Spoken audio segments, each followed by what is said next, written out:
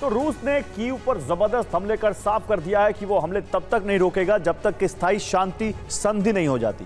रूसी सेना ने कीव को जलाने का अभियान इसलिए तेज कर दिया है क्योंकि यूक्रेन रूस के ऊर्जा ठिकानों को लगातार टारगेट कर रहा है। आज 5वें दिन भी यूक्रेन ने रूस की तेल रिफाइनरी पर ड्रोन अटैक किया है।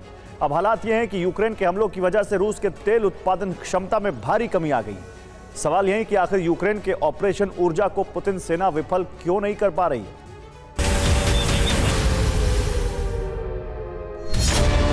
पहली ऑयल रिफाइनरी,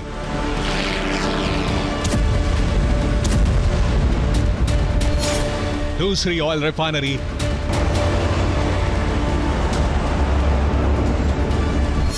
तीसरी ऑयल रिफाइनरी,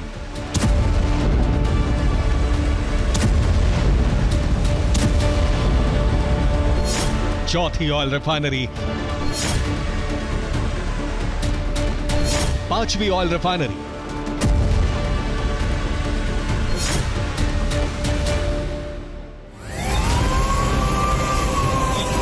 शहर और प्रांत अलग, लेकिन विनाश की तस्वीर कमोबेश एक सी। ये रूस के शहरों से आई तबाही की तस्वीर है। रूस में विनाश की ऐसी आग इससे पहले आपने नहीं देखी होगी।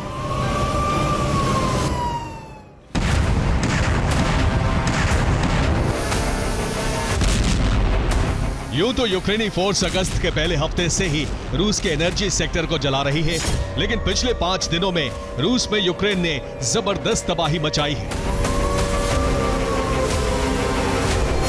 ज़ेलेंस्की सेना ने लगातार 5वें दिन रूसी ऊर्जा ठिकानों पर हमला किया तो मॉस्को दहल उठा।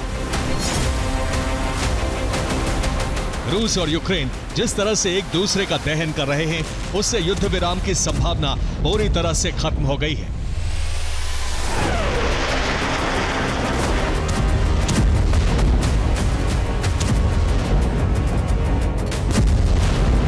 यूक्रेन रोस्टोव से लेकर रियाजान तक, समारा से लेकर क्रास्नोदर और कोर्स्क तक रूस की ऑयल रिफाइनरी को चुन चुन कर टारगेट कर रहा है।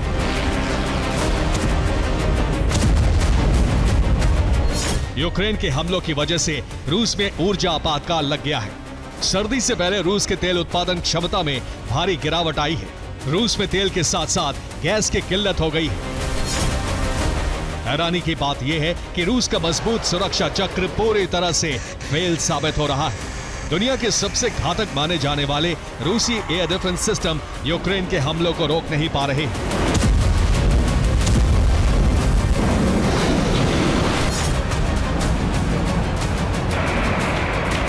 माना जा रहा है कि यूरोप ने यूक्रेन को गुप्त रूप से ऐसी मिसाइलें और ड्रोन दे दिए हैं जो रूसी एयर डिफेंस को चकमा देने में माहिर है।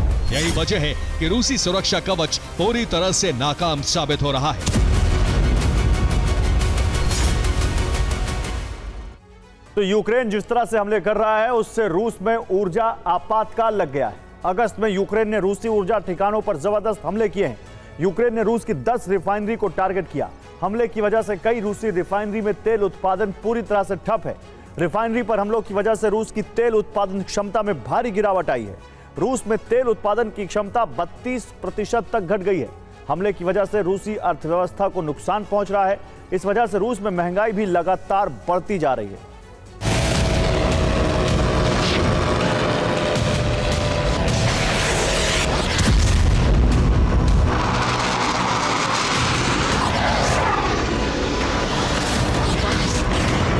रूस के एनर्जी सेक्टर पर अगर यूक्रेन इसी तरह से हमले करता रहा तो वो दिन दूर नहीं जब रूस की अर्थव्यवस्था की कमर टूट जाएगी।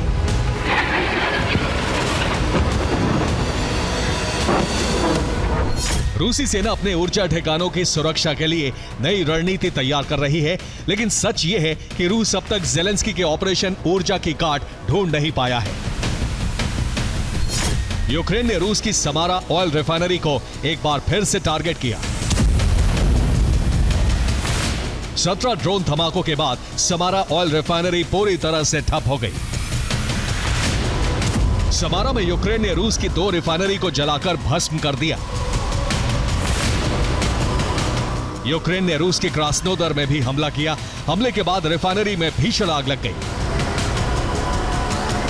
यूक्रेन के हमले में रियाजान और मॉस्को की गैस पाइपलाइन भी ध्वस्त हो गई।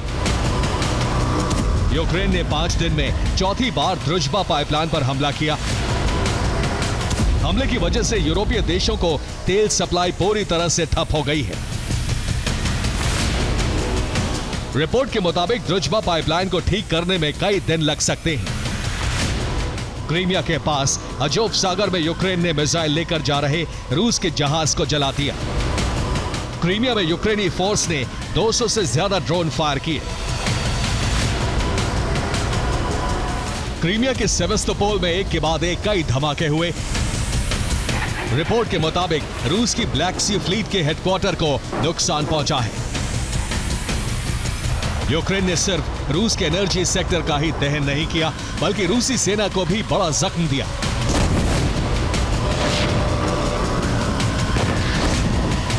बेलगोरोद में MiG-29 से मिसाइल दागकर रूस की इन्फेंट्री को खत्म कर दिया। वोरोनिश में रूस की एयरफील्ड को टारगेट किया गया।